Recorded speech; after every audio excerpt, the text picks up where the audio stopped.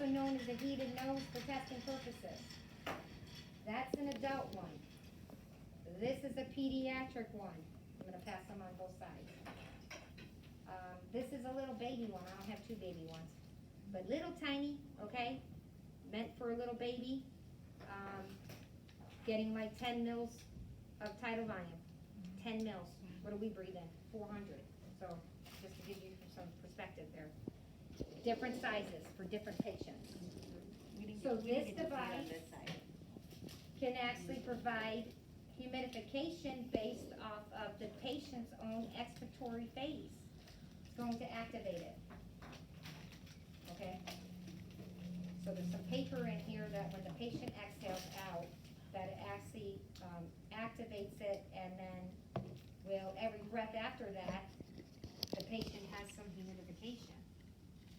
Does anyone recall from their reading what some of the limitations are to this device? It's a great device.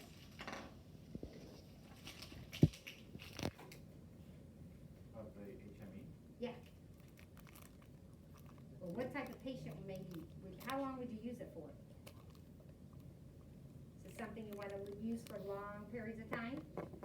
Kim says no. So short term? Okay. Over 24 hours. Okay, now I'm sorting through those answers. Okay, the book says no greater than 96 hours, but I'll tell you in real clinical practice, it's usually 48 hours. So that means a patient comes in, we intubated them in the ER, they have an endotracheal tube on. We're expecting them to come and wean off the ventilator within 48 hours or 24 hours. We would use this device. If we're taking a patient on a transport, maybe we're going down to CT and back, or MRI, we're still gonna be down for 2 hours. We wanna provide some humidification to our patient when they're off the ventilator. We're not gonna bring a heater and everything to MRI with us. It's gonna get sucked in the machine. Literally. So we can't do that. So we're gonna put the patient on one of these for short-term purpose. We're gonna transport an elevator or an ambulance, okay? We're gonna use this one. So, what are some of the limitations to this device? Look at it. You don't have any control over the Yeah. humidity or temperature. Yeah, we don't have any control over humidity or temperature. But could you foresee any problems with this with patient care? Your patient has an endotracheal tube in.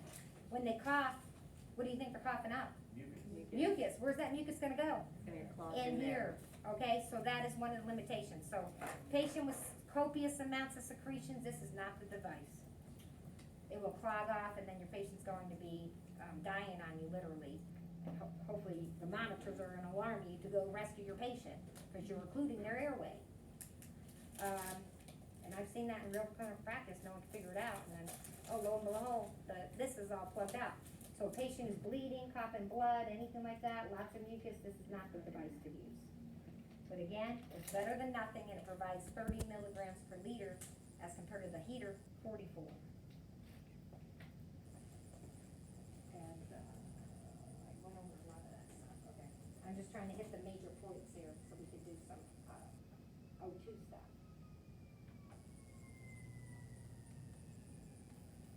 This is the hydrophobic